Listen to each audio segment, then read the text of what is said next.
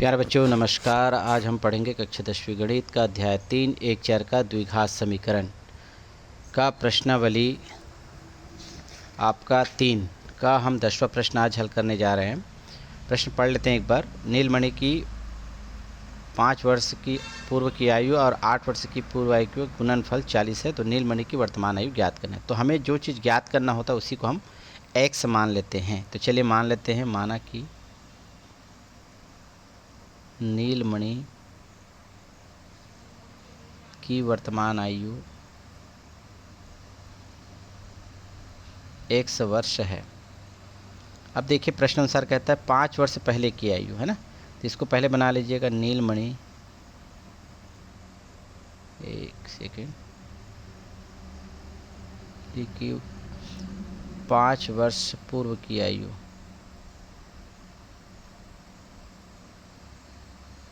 तो 5 वर्ष पूर्व की आयु क्या होगी, x - 5। इसी प्रकार से 8 वर्ष पूर्व की आयु, नीलमणि की 8 वर्ष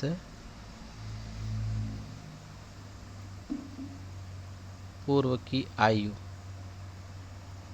ये हो जाएगी x - 8। अब हम क्या करेंगे, प्रश्न के अनुसार कहता है कि दोनों का गुणनफल है ना, 5 वर्ष पूर्व की आयु और 8 वर्ष पूर्व की आयु। तो हमारे पास 5 वर्ष पूर्व की आयु, 8 वर्ष पूर्व की आयु है और उसका गुणनफल कितना आना चाहिए, 40 आना चाहिए। इसलिए x - 5 और x - 8 यानी दोनों का गुणनफल किसके बराबर है, 40 के बराबर है। अब इसको सॉल्व कर दें। x का गुना करेंगे तो x² होगा, x का 5 से गुना करेंगे 5x माइनस होगा, 8 का x से गुना करेंगे 8x होगा माइनस के साथ, और माइनस माइनस प्लस 8 का गुना 5 से करेंगे तो 40 होगा, = 40। इस तरह से हम देखेंगे x² - 5x minus 8x plus 40 minus 40, क्योंकि 40 को अंदर लाएंगे तो क्या बचेगा, 0। ये दोनों कैंसिल हो जाएगा, तो हमारे पास क्या बचेगा, यहाँ पर देख पा रहे हैं x², दोनों जुड़ जाएंगे, 5x और 8x दोनों ऋणात्मक है, तो 8 5 13, x = 0। अब इसको थोड़ा सॉर्ट आउट हल करेंगे। ये भी वर्ग समीकरण है, तो इसमें से x बाहर निकल सकता है, दोनों में कॉमन क्या है, x है, तो x - 13 बचेगा = 0, अर्थात x के बराबर 0 या फिर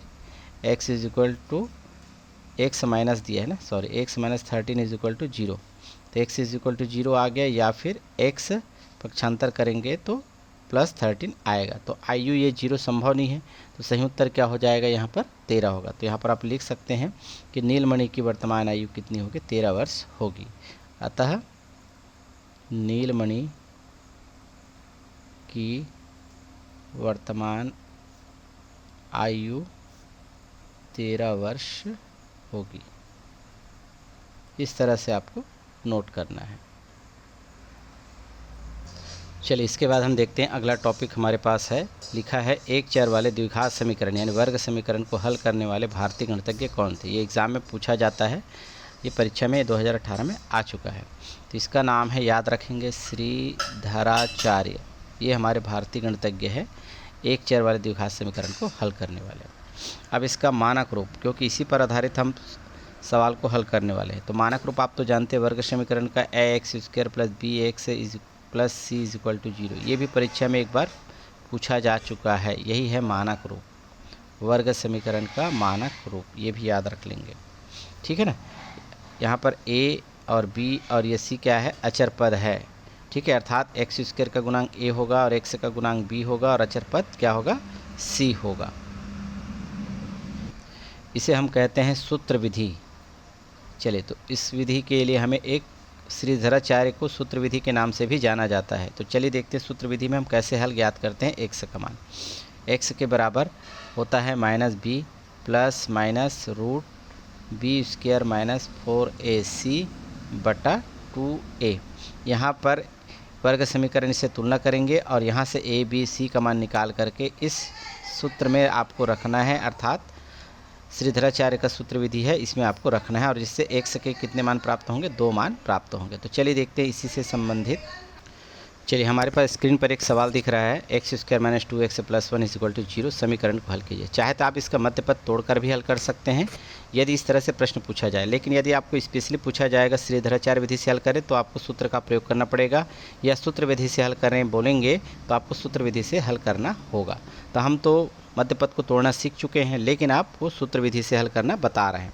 कोई भी विधि से आप बना सकते हैं। यदि इस तरह से प्रश्न दिया गया है तो आप किसी भी विधि से हल कर सकते हैं।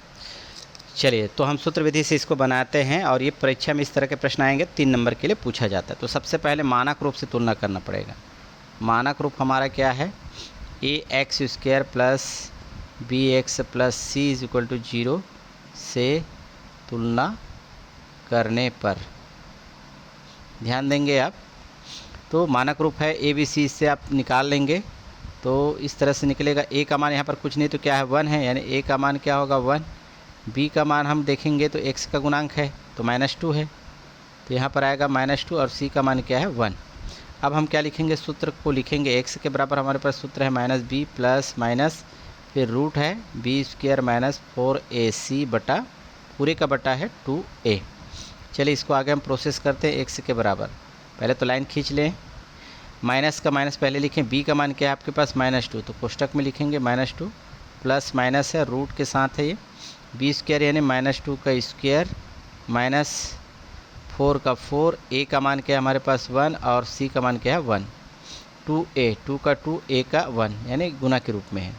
इस तरह से आगे हम लिखेंगे तो x के बराबर हमारे पास आ जाएगा। चलिए, जगह कम है, यहाँ पर लिखते हैं।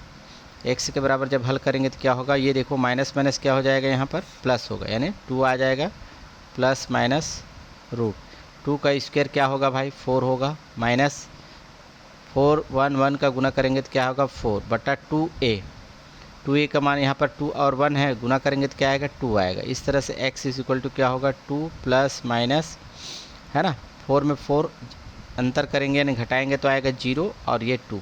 इस तरह से x का मान क्या होगा 2 प्लस माइनस वर्गमूल 0 का 0 होता है बटा 2। एक बार प्लस और माइनस लेंगे, चूँकि ये मान 0 आ चुका है तो दोनों उत्तर एक जैसे ही आएंगे। तो आगे हम अगले स्टेप में देखते हैं क्या होगा।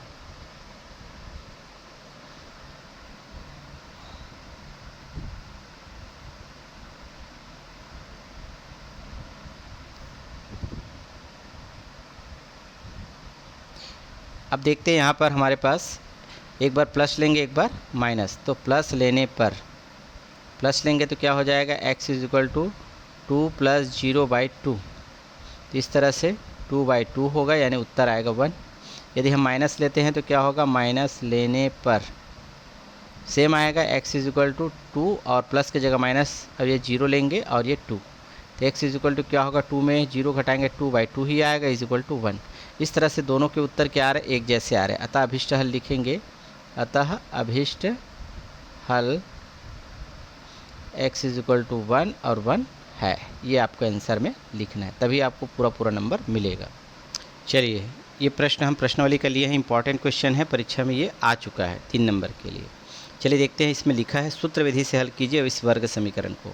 तो इस वर्ग समीकरण जब भी दिया जाए आपको मानक रूप से तुलना करना ही है। तो यहाँ पर आप a का मान निकालेंगे तो क्या आएगा 6, b का मान यहाँ पर देखो x का गुणांक कुछ नहीं तो 1 है यानी 1 आएगा, चिन्ह के साथ लेना है, और c का मान क्या है -2।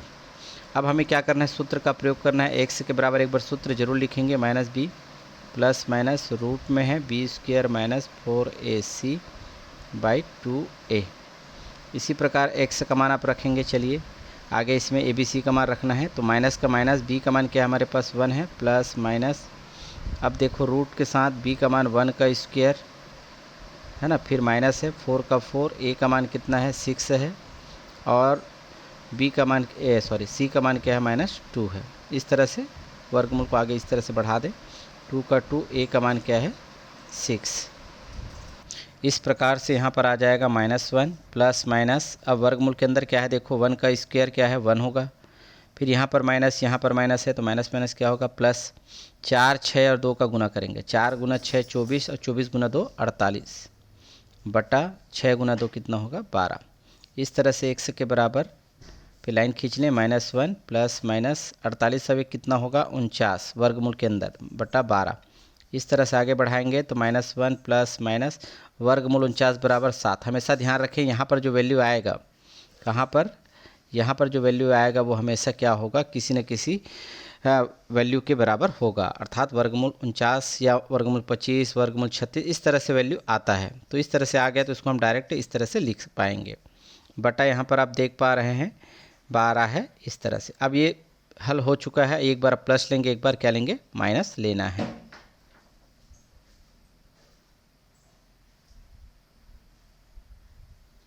चलिए अब एक बार ये प्रश्न है, इसमें एक बार प्लस को रखना है। x इज इक्वल टू, यानी आपको लिखना पड़ेगा प्लस लेने पर x इज इक्वल टू, ये -1 पहले से है और इसमें प्लस और माइनस में से प्लस को पहले रखना है, प्लस और 7/12। तो x इज इक्वल टू क्या होगा, 7 में हम 1 घटा सकते हैं तो कितना बचेगा, 6/12, यानी कैंसिल करेंगे तो क्या आएगा, 1/2। ये एक आंसर हमको मिल गया। अब लेना है माइनस लेने पर, माइनस लेने पर। तो x is equal to, minus तो पहले है, -1 पहले से, अब इसमें प्लस और माइनस में से माइनस आपको रखना है, -7/12, यानी दोनों ऋणात्मक है। तो 7 अब कितना होगा, 8, ऋण 8 होगा बटे 12। अब इसको कैंसिल कर सकते हैं, 4 तिया 12, 4 से काटेंगे ना, 4 दूनी 8 और 4 तिया 12, यानी ऋण 2/3। तो आपके दो उत्तर प्राप्त हो गए, यही आपका क्या होगा, आंसर होगा। तो अतः आप लिख सकते हैं, अतः अभिष्ट हल x इज इक्वल टू 1/2 और -2/3 है। ये आपको लिखना है आंसर में, तभी आपको पूरा 3 नंबर मिलेगा। एक और प्रश्न देखते हैं इसी का। चलिए, प्रश्नावली से संबंधित प्रश्न है, ये भी इम्पॉर्टेंट प्रश्न है, इसलिए इसको बताया जा रहा है। केवल आपको इम्पॉर्टेंट प्रश्न ही आपको हल करके बताया जा रहा है, सारे प्रश्न आपको हल करके नहीं बताया जाएगा, ध्यान देंगे आप। इस तरह से प्रश्न है, आपके पास वर्ग समीकरण दिया, तो सबसे पहले आप मानक रूप से क्या करेंगे, तुलना करेंगे। तो आपके पास a का मान दिख रहा है 9 है, x² का गुणांक, और x का गुणांक क्या है, 7, यानी ये b का मान होगा, और c का मान जो अचर पद है चिन्ह के साथ लेंगे -3।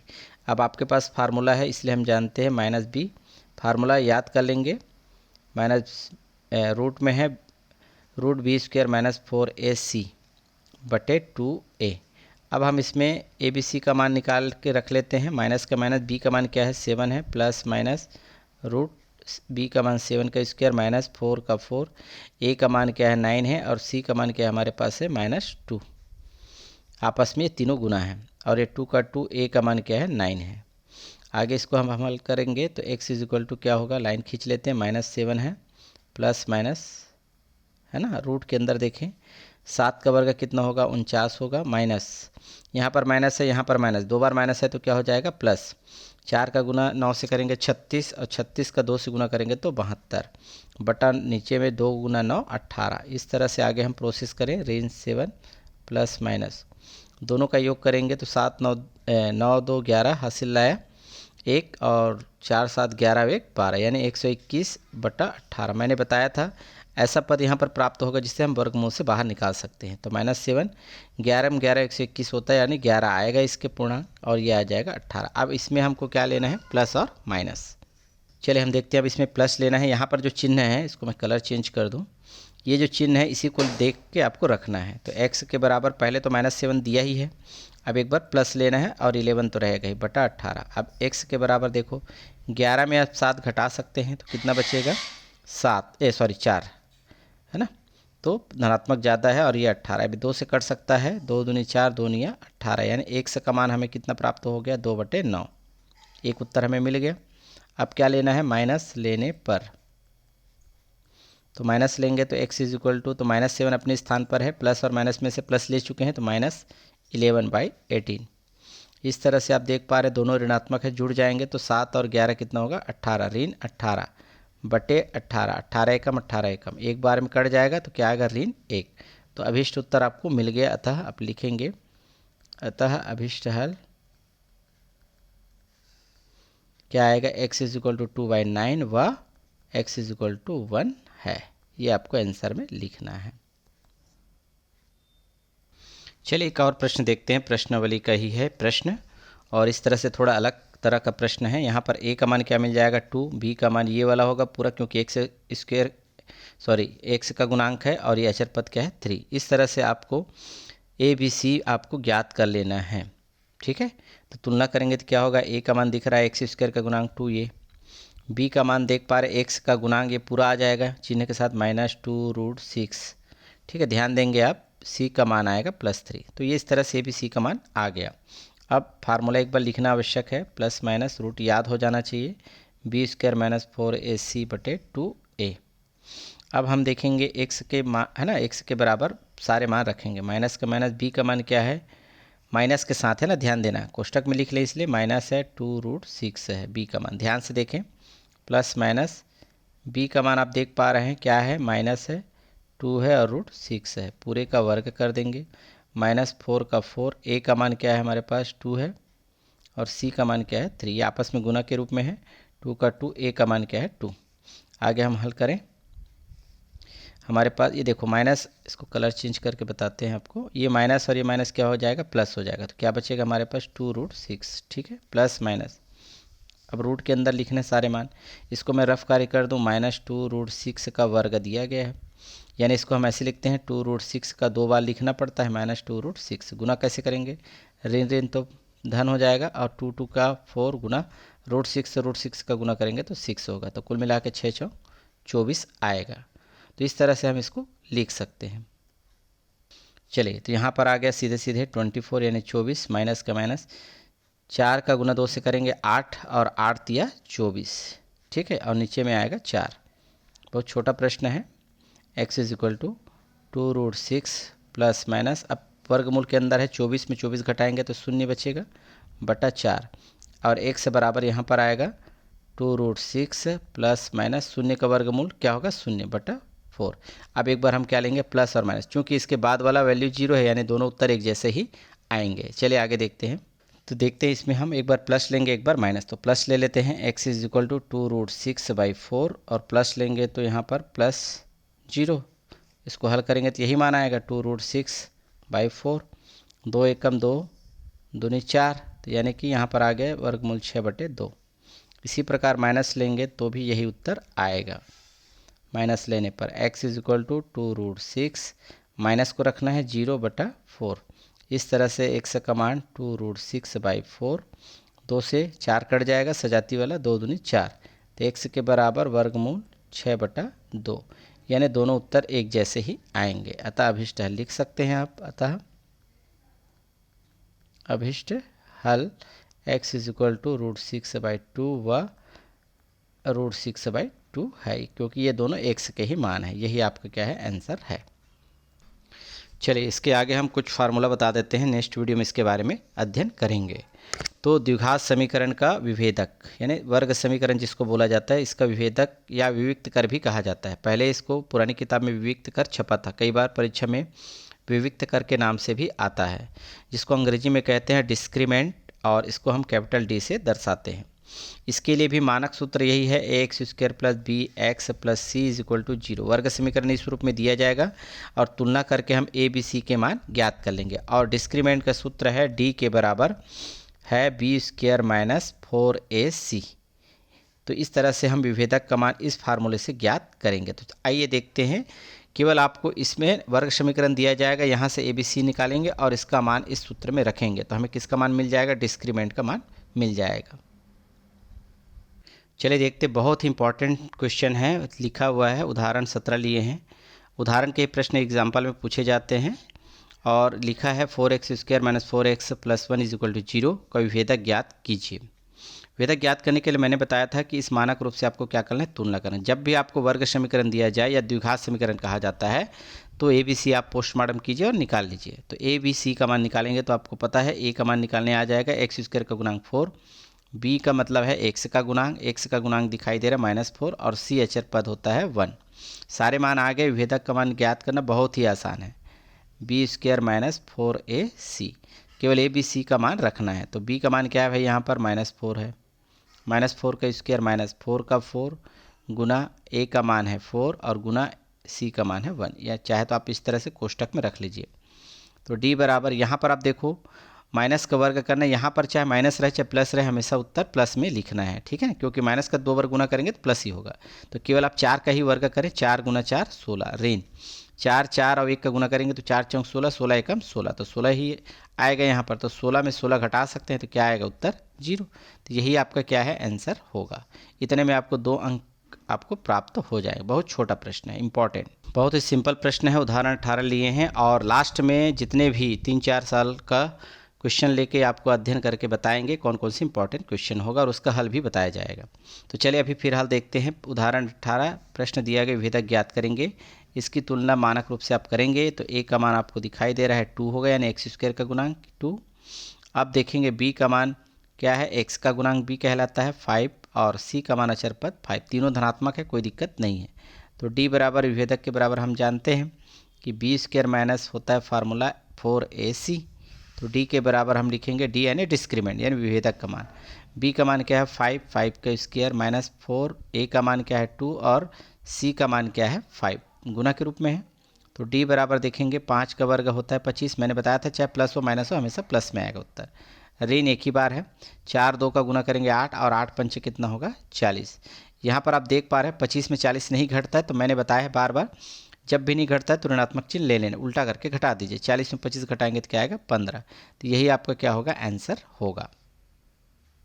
चलिए देखते हैं उदाहरण 19। ये भी इंपॉर्टेंट प्रश्न है, इसमें मैंने शॉर्टकट लिख दिया, वर्ग समीकरण पूरा लिखा रहेगा। वर्ग समीकरण के विभेदक ज्ञात कीजिए। आपको मानक रूप से तुलना करना बता दिया गया है, आना चाहिए एक्स का गुणांक एक्स स्क्वायर का गुणांक और ये x का गुणांक क्या कहलाता है और ये अचर पद। तो आपको a का मान मिल जाएगा 3 चिन्ह के साथ, b का मान आप देख पा रहे हैं -2√8 और c का मान है 2। ABC पहले निकालने आना चाहिए, यदि आ गया तो आप सवाल बना पाएंगे। इसलिए d बराबर b स्क्वायर माइनस 4ac। तो d बराबर क्या होगा, माइनस का मान रखें, सॉरी b का मान रखेंगे -2√8 का स्क्वायर माइनस 4 का 4, a का मान 3 और c का मान है 2। अब यहाँ पर इसका वर्ग करना है हमें, तो क्या हो जाएगा, यहाँ पर रफ कार्य कर लेते हैं। -2√8 का स्क्वायर लिखना है, इसका मतलब है ना -2√8 गुना आपको माइनस है 2√8, इस तरह से 2 बार लिखा जाएगा और आपस में गुना करेंगे। माइनस माइनस का गुना करेंगे प्लस, इसलिए मैंने बता दिया यहाँ पर जो भी चिन्ह रहे हमेशा प्लस में उत्तर लिखना है। तो 2 का गुना 2 से करेंगे 4 होगा, वर्गमूल 8 का गुना क्या होगा 8 होगा। तो इस तरह से दोनों का गुना करेंगे तो क्या आएगा 8 × 32। ये रफ कार्य है, इसको करने की आवश्यकता नहीं है। चलिए तो अभी आपको रफ कार्य करके बताया गया, इसका उत्तर कितना आया था 32। ऋण 4 × 3 करेंगे तो 12 होगा और 12 में हम 2 का फिर से गुना करेंगे तो आएगा 24। इस तरह से 32 में हम 24 घटा सकते हैं, तो d बराबर कितना आ जाएगा 8। यही आपका क्या होगा आंसर होगा। इस तरह से 2 अंक इसमें हम प्राप्त कर सकते हैं। आज के लिए वीडियो यहीं तक, नेक्स्ट वीडियो में हम इसके आगे का पार्ट के बारे में बताएंगे। वीडियो को वॉच करने के लिए बहुत बहुत धन्यवाद और वीडियो अच्छा लगे तो आप इसे लाइक और सब्सक्राइब कर लीजिए। धन्यवाद।